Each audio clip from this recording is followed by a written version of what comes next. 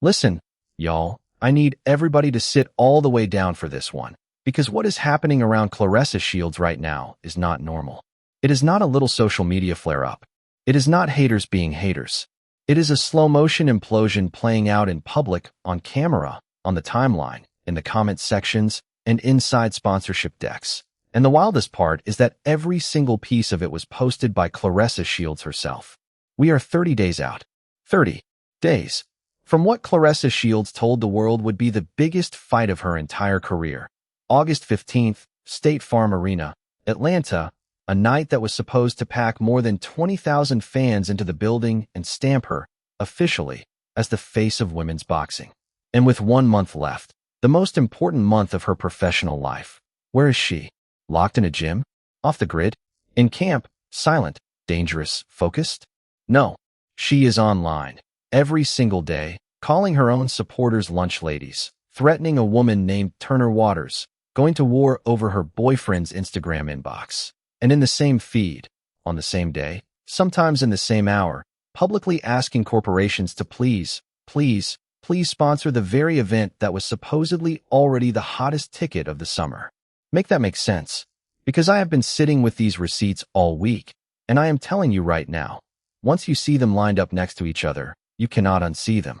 And before anybody runs to the comments, understand what this video is. This is not a hate piece. This is not a pylon. This is a receipt review. Nobody leaked anything. Nobody hacked anything.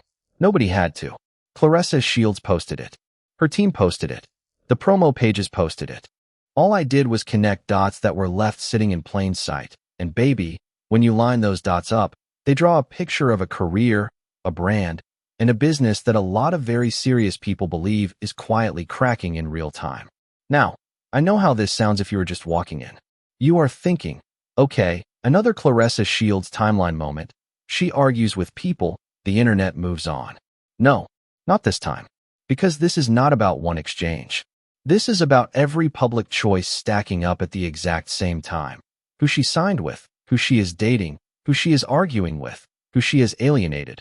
All of it landing in the worst possible window, 30 days before the fight that was supposed to prove she is her. And we are going to walk through all of it. The sponsorship deck that made industry people wince. The attendance number that quietly shrank when nobody was supposed to notice.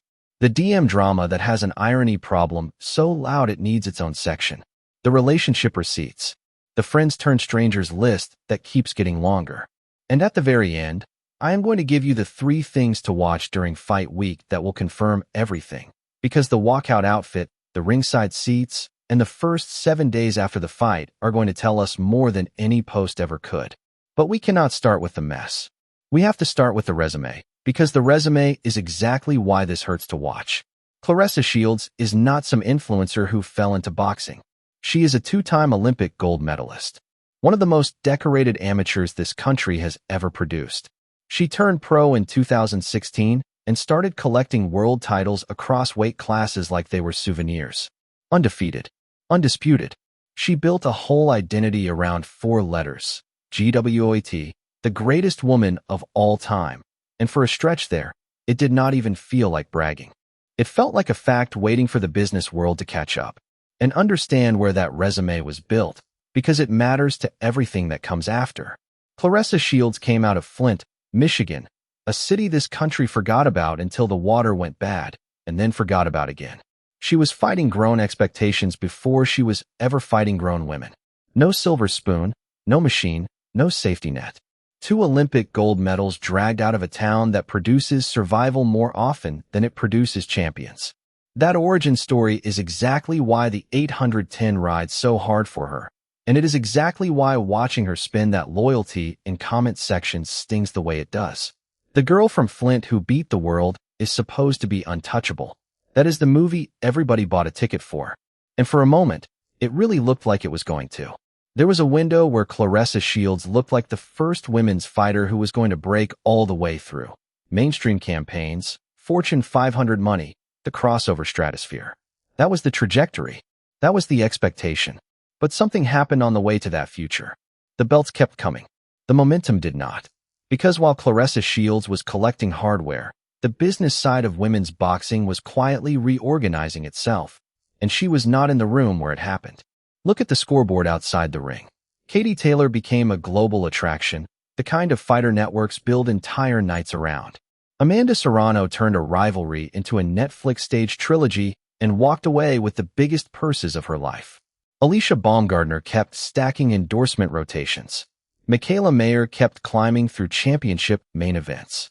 Chantel Cameron kept her name in every conversation that mattered. And these were names that used to trail Claressa Shields in the pecking order. Used to. That is the part nobody on her side wants to say out loud. The resume stayed frozen in gold while the market moved on without her. And y'all, when the market moves, it does not send a memo. It sends whispers. Whispers about brand safety. Whispers about drama. Whispers about a fighter whose trophy case should make her untouchable and whose public persona keeps making corporate decision-makers hover over the delete button. I wish I was exaggerating. I am not. Because the next part of this story is where the whispers turn into paperwork. But first, we have to talk about the inbox. Now, let me be careful here, because this section requires precision. Claressa Shields is in a relationship with Papoose. Papoose is a 50-year-old rapper who is still legally married to Remy Ma. Still married. He still has her name tattooed on his arm. He still appears in her posts. That is not gossip. That is the public record. And I am laying it out first so everybody understands the frame before the next domino falls. Because this past week, Claressa Shields decided to res-hair a post from a woman out of the 810. And for anybody who does not know, that is Flint, Michigan, her home. And the post was going off on women who slide into the DMs of men who are already in relationships. And she did not just share it. She amplified it. She added her own caption, her own outrage, calling the messages women send Papoose diabolical, saying she blocks them, calling the whole thing, and I quote, yuck. Now, y'all, I need you to sit with that for a second, because the irony in that post is loud enough to set off car alarms. This is the same relationship that critics have had questions about for years. The same relationship whose origin story, how Claressa Shields and Papoose actually came to be, has been the subject of the exact same accusation she is now firing at strangers. You do not need to be a detective to see the parallel. Claressa Shields did not need to be one either. She had to know how that post was going to read the second it hit the timeline. And she posted it anyway.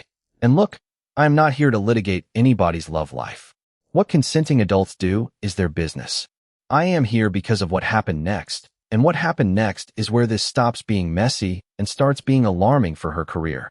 Because on the same day Claressa Shields was defending Papoose's inbox, the same day she was calling her own supporters lunch ladies, the same day she was warning a woman named Turner Waters that she would, and I am quoting here, blaze her, Claressa Shields was also circulating a sponsorship package for the August 15th fight, publicly, on Instagram, with a call to action for corporations to contact her team. Let me run that back one more time, because the sequence matters. Defending the relationship, fighting with fans, threatening a stranger, and hunting sponsors. Same platform, same day, same hour, in some cases. Folks, in what universe does that look like a champion locked into the most important training camp of her life? Serious question. In what universe? Because I have covered this sport long enough to know what the final month before a career-defining fight is supposed to look like, and it does not look like this. It looks like silence. It looks like sweat. It looks like a fighter who has gone so dark that the only thing the public hears is the occasional sparring rumor. She is giving us the opposite of that, every single day, with 30 days left on the clock.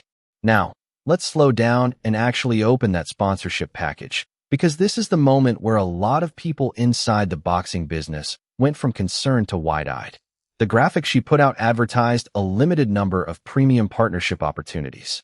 Fight night uniform patches, fight week event branding, workout apparel placement, VIP meet and greets, social media promotion. And then, tucked into the list, a phrase that is doing more hiding than any other two words in that entire deck. Quote, tailored brand integrations.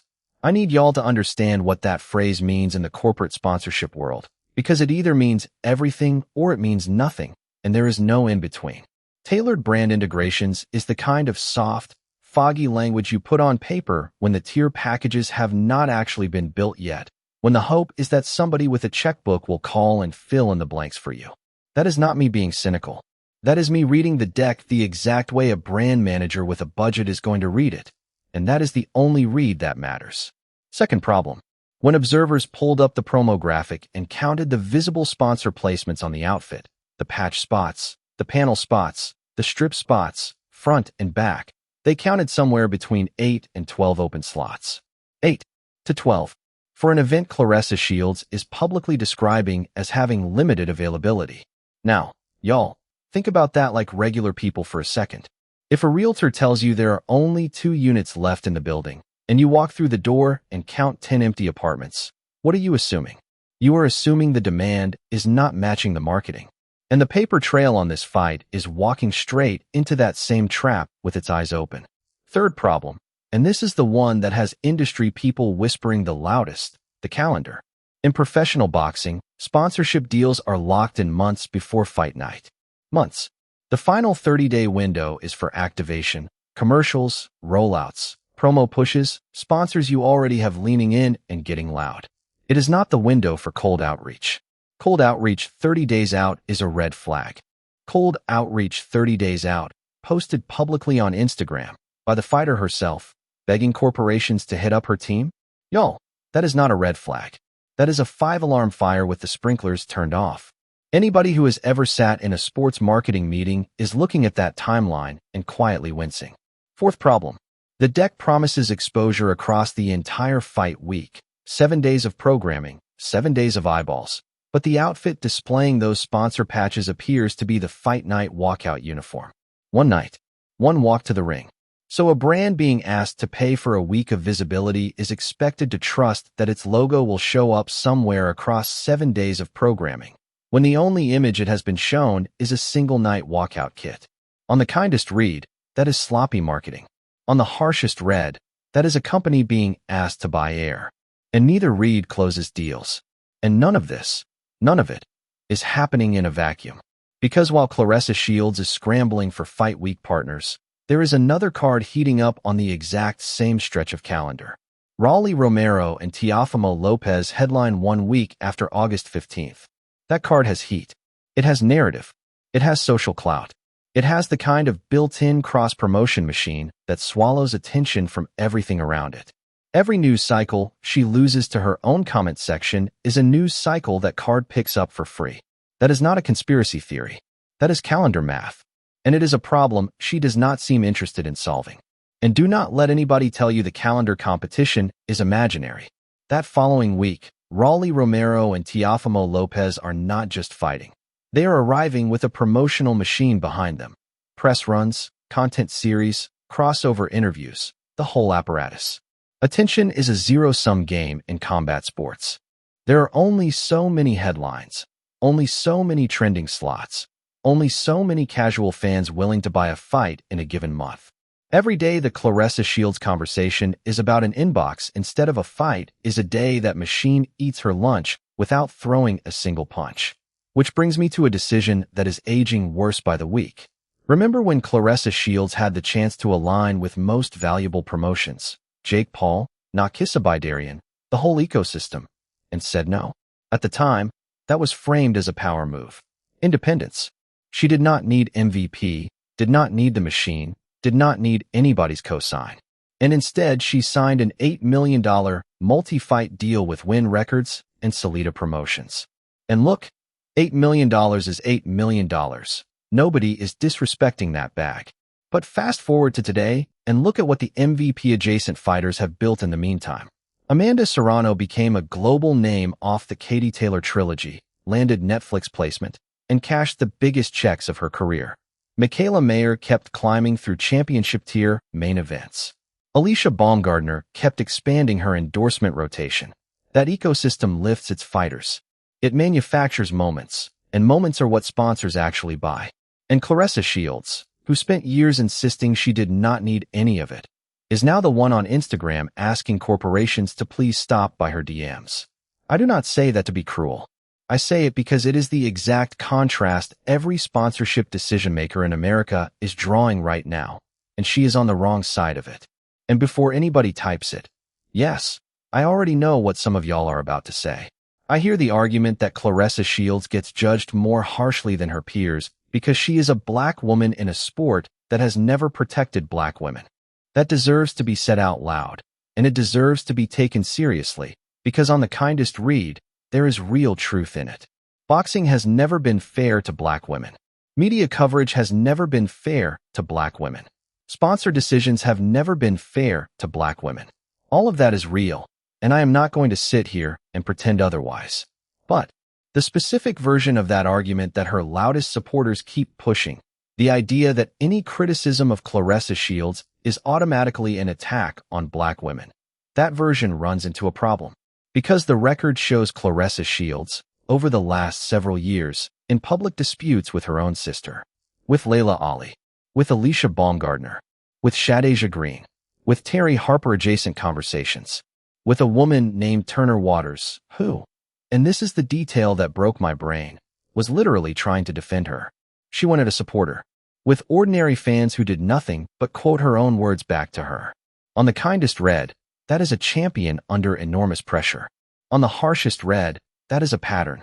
And at some point, when everyone you clash with becomes the problem, the common denominator starts introducing itself. And this is where the story leaves Instagram and enters the boardroom, because this is the part that actually decides money. Sponsors do not care about your fight IQ. They do not care about your jab, your footwork, your resume, none of it. They care about two words: brand safety. That phrase quietly runs every seven-figure endorsement decision in professional sports.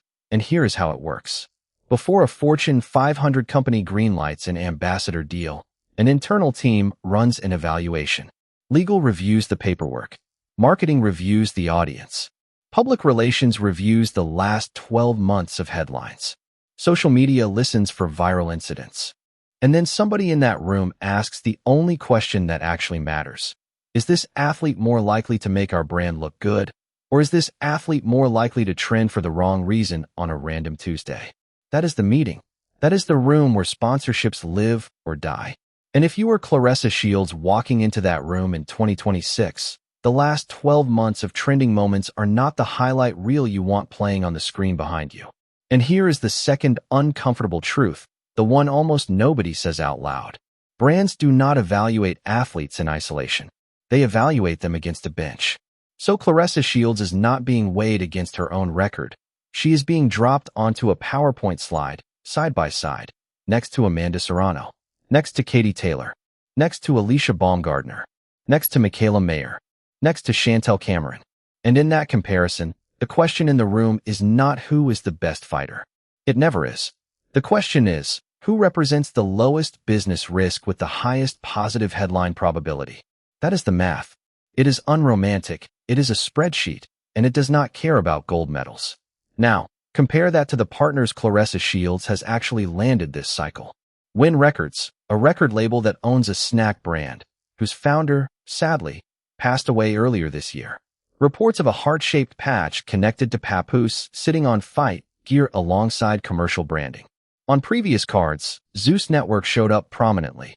And whatever you think of Zeus Network, it lives in the reality TV controversy lane, not the Fortune 500 family-friendly lane. That is a very specific tier of partner. On the kindest read, it reflects a fighter serving her core audience.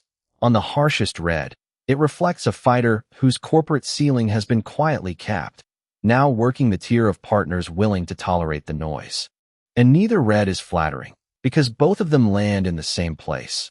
The mainstream endorsement lane that was supposed to swing wide open for Claressa Shields is not opening. And look at the broadcast plan, because it tells the same story in a different language. The August 15th card is set to air with Zeus Network carrying the early coverage and DAZN handling the main card. Now, DAZN is legitimate, a real platform with real boxing money behind it. But compare the packaging. When Katie Taylor and Amanda Serrano ran back their rivalry, they were the centerpiece of a Netflix global event, promoted for months like a national holiday. When Claressa Shields headlines the supposed biggest event of the summer, the coverage is split between a boxing streamer and a reality TV app. On the kindest read, that is a deal that maximizes the immediate check. On the harshest read, that is a championship-level fighter whose showcase is being distributed like mid-tier content. And that distribution decision tells you exactly how the industry currently prices her star power. And then there is the patch. Reports say a heart-shaped piece of branding connected to Papoose is slated for placement on the fight gear, right alongside the commercial sponsors. Now, y'all, think about how that reads to a brand executive doing due diligence. Your walkout kit is the most valuable real estate a fighter owns. 7 figures of visibility, walking to the ring on the biggest night of the year. And a slice of that real estate is reportedly going, not to a paying partner, but to a romantic gesture for a man who is still legally married to somebody else. On the kindest red, it is sentimental. On the harshest red, it is the sponsorship deck and the DM drama physically stitched onto the same outfit. The personal and the professional so tangled together that no brand manager on earth could separate them with a laser. And the timing could not be worse, because women's boxing right now is in a consolidation moment. The sponsor dollars are not spreading out anymore. They are concentrating. Corporations are picking 1, 2, maybe 3 anchor athletes to build long-term campaigns around, and everybody else fights for the scraps. Katie Taylor is one of those anchors. Amanda Serrano is one of those anchors. And the short list after that? It is almost exactly the fighters Claressa Shields has publicly clashed with. Alicia Baumgardner, Michaela Mayer, Chantel Cameron. That is the room she needed to be in. And a few years ago, off the Olympic resume alone, she should have been sitting at the head of that table. Instead, on the harshest red, she is becoming the example other people's teams pass around. The cautionary tale about what happens when you win every fight in the ring and lose the room outside of it. Now, let me stop and add one more layer here, because I have already seen some of y'all in the pre-comments asking why any of this matters if Claressa Shields still wins on fight night. Here is why it matters. Winning fixes the record. It does not fix the room. A belt cannot answer a brand safety questionnaire. A knockout cannot unsend a comment. The modern fight business pays for 2 products, what you do on Saturday and what you represent on Monday through Friday, and right now, only one of those 2 products is performing. If August 15th ends with her hand raised and the sponsor slate on that walkout kit still looks thin, the market has told us everything we need to know, and no post-fight interview will spin it back. And think about the opponent for a second, because Kay Scott did not ask for any of this. Kay Scott is a world-class fighter who spent her entire camp preparing for the biggest stage of her life. And for weeks the story around her own fight has not been the fight. It has been the inbox. It has been the lunch ladies. It has been the sponsorship deck. That is the hidden cost of the chaos. It does not just eat Claressa Shields' camp. It eats the whole event's oxygen. 2 elite fighters trained for the night of their lives, and the promotion of that night keeps getting buried under a comment section war. If you are Kay Scott's team right now, you are furious, and honestly, you would be right to be. And can we talk about the lunch lady line for one more second? Because I do not think people fully understand how that lands. Those are her people. The 810. Flint. The base that showed up for Claressa Shields when the arenas were half empty and the networks were not calling. When a champion starts swinging on the people who carry her name into rooms she is not in, the base does not argue back. It just gets quiet. And quiet bases do not buy pay-per-views, do not sell out arenas, and do not trend your name for the right reasons. On the kindest red, it was a bad day at the keyboard. On the harshest red, it is a fighter mistaking her loudest defenders for her enemies. And in this business, that confusion is expensive. Now, hold on, because this next part is the part one actually think matters most, and I want you to really hear it. When a person is under overwhelming pressure, pressure they cannot fix quickly, pressure that lives in boardrooms and bank accounts they cannot walk into, they will sometimes redirect all of that pressure onto the smallest, most immediate conflict available. The internet stranger, the comment section critic, the random account with 11 followers. Because that fight feels winnable. That fight feels controllable. Winning that fight delivers a little hit of relief that the real crisis never will. I am not diagnosing anybody. I am describing a pattern that sports psychologists have watched swallow talented people whole. On the kindest read, it is what high performers do when the walls start closing in. On the harshest red, it is a champion who will not look at the actual scoreboard. And the actual scoreboard is not Kay Scott. It has not been Kay Scott for a long time. Because here is the read from this seat, and I am going to say it plain. Claressa Shields is not really fighting Kay Scott on August 15th. She is fighting a slow-motion brand contraction. Every argument she entertains, every lunch lady insult, every DM defense, every please sponsor us graphic. Each one is another hour of the most important training camp of her career spent anywhere but the gym, the film room, or the closed-door meetings that could actually fix this. Now, let me be fair about the pressure cooker, because pretending the pressure is imaginary would make this whole video dishonest. Claressa Shields has carried the commercial hopes of an entire gender side of a sport for years, mostly without the machine her peers enjoy. No MVP content army. No Netflix flywheel. No crossover machine building moments for her between fights. She has had to be the fighter, the promoter, the publicist, and the personality all at once. And that is a crushing amount of weight for one person. And some of what we are watching in public is what that weight does to a person on a bad week. That context does not excuse the pattern, but it explains the temperature. And if her team is watching this, and teams always watch, the fix is not another post. The fix is a wall between the champion and the timeline, a real publicist, and 90 days of silence punctuated only by knockouts. Because here is what I keep coming back to. The three most bankable words in sports right now are not greatest of all time. They are safe, reliable, and easy. Safe to sponsor. Reliable to promote. Easy to work with. Claressa Shields has never once had to prove she is great. She has the medals, the belts, the ledger, the resume, the whole trophy case. What the market is quietly asking her to prove now is much simpler and much harder. Prove you are easy. Prove a brand can hand you a microphone on a Tuesday and not spend Wednesday in a crisis meeting cleaning up the fallout. That is the whole assignment. And 30 days of receipts say the assignment is not being turned in. And I want to be real about something else, because balance matters. Some of the loudest voices dunking on Claressa Shields this month do not care about her brand, her sponsors, or women's boxing at all. They are just enjoying the show. There is a whole ugly little economy built on watching successful black women stumble in public, and I am not interested in being part of that economy. The reason this story matters is not that a champion argued on Instagram.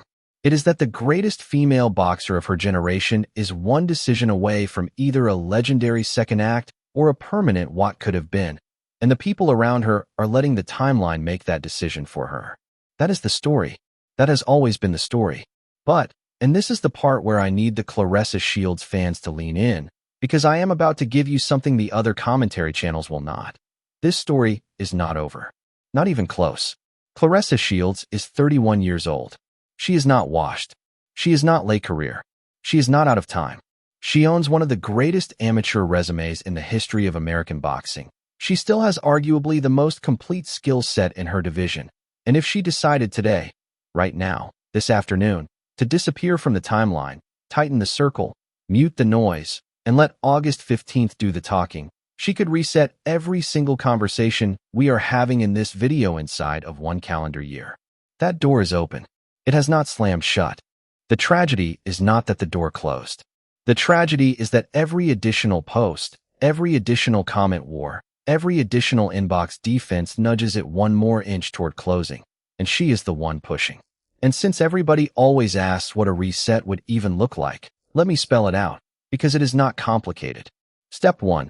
Hand the passwords to a professional. Not a cousin, not a friend from Flint, not the boyfriend. A publicist whose entire job is telling her no. Step 2. 90 days of silence punctuated only by training footage and fight promotion. No replies. No quote posts. No comment section warfare. Step 3. One sit-down interview with a real outlet where she addresses the noise exactly once, on her own terms, with a smile, and then never again. Step 4. Let the fists reopen the conversations the fingers closed. Champions have run this exact playbook 100 times, and it works every single time it is actually tried. The only ingredient it requires is the one thing the timeline is specifically engineered to destroy: discipline. And y'all, compare the public posture one more time, because the contrast is the whole story. Amanda Serrano, Katie Taylor, Alicia Baumgardner, these are not saints. They are professional fighters with plenty of their own chaos behind closed doors. But watch how they carry themselves in public. Watch how they treat the comment section. Watch how often you catch them in a 5-day feud with a stranger named Nicole. You do not, because they treat their public feed like an asset. Claressa Shields, on the harshest red, has been treating hers like a battleground. And every day it stays a battleground is another day some brand executive quietly slides the pencil to a different name on the shortlist. Now, remember how this whole thing started. More than 20,000 fans at State Farm Arena. The biggest event of the summer. Singular, no qualifiers, no wiggle room. Then watch what happened. 20,000 became 18,000. The biggest event of the summer became one of the biggest events of the summer. Limited sponsorship opportunities became a public Instagram solicitation 30 days out. Those are not random wording choices. Those are recalibrations. Somebody on that team looked at the ticket counts, looked at the sponsor commitments, looked at Raleigh Romero and Teofimo Lopez loading up the following week, and quietly turned the volume down on the promises. That is what a soft landing looks like when the original pitch is not landing. And the paper trail is telling us that is exactly what happened here. So here is what I need y'all watching over the next 4 weeks, because the receipts are about to go live. First, watch the walkout outfit on fight night. Not the promo graphics. The actual kit, under actual arena lights, in the actual crowd noise. Whatever logos are stitched on that uniform, those are the deals that closed. Whatever spots are blank or covered or plastered with in-house branding, those are the deals that died on the vine. That single wide shot as Claressa Shields walks to the ring is going to be your live read on how the sponsorship pitch actually landed. Second, watch the ringside. Watch the corner. Watch the crowd shots between rounds. The inner circle around a fighter tells you the true state of the brand more than any Instagram caption ever will. If the faces in those seats are the same faces from 2 years ago, the base is intact. If those seats look unfamiliar, if the corner looks different, if the ringside guests look randomly assembled, that signal is louder than anything her team will say on a podcast. And third, the meta signal, the one that decides the next 12 months. Watch what Claressa Shields does in the 7 days after the fight. Does she go dark, reset, and let the wind breathe? Or is she right back on the timeline by Monday morning, exactly like the last 12 months? Because that answer, on the harshest red, tells you whether anything we talked about in this video actually landed inside the 4 walls of that camp. And do not sleep on Fight Week itself, because Fight Week is its own receipt. Watch the press conference. Is she composed and quotable, or is she dragging timeline grudges onto the dais? Watch the weigh-in. Does the energy in the building feel like 20,000 tickets sold, or like a room being papered? And watch who stands behind her on that stage. Because in boxing, the people willing to stand behind you on camera are the truest sponsorship metric there is. So this is where I land, and I want y'all to sit with this. One fight does not end a career. One ugly news cycle does not end a legacy. Claressa Shields has time, she has talent, and she has a resume most fighters would fake a comeback for. But the paper trail of the last 30 days is not the paper trail of a champion locking in. It is the paper trail of a champion under pressure. And pressure without a plan turns into panic real quick.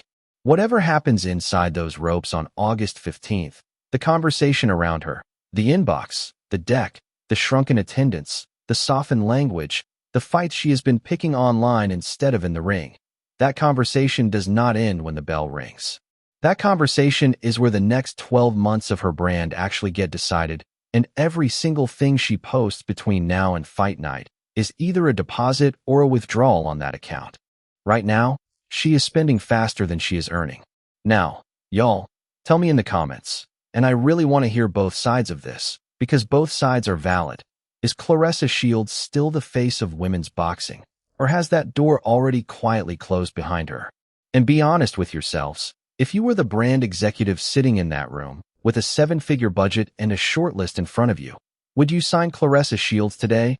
Or would you slide that pencil to a different name? Sound off in the comments, respectfully, because I read every single one of them, and the good ones are going into the part 2. And if you want that part 2 breakdown, where we go frame by frame through the fight night walkout, decode exactly who signed, who ghosted, and which brand executives quietly walked away from the table with their checkbooks still closed, make sure you are subscribed with the notification bell on, because when that bell rings on August 15th at State Farm Arena, this story is not ending. It is just getting started. That is all I have for you today. Y'all take care of yourselves, watch the receipts, and I will talk to y'all real soon.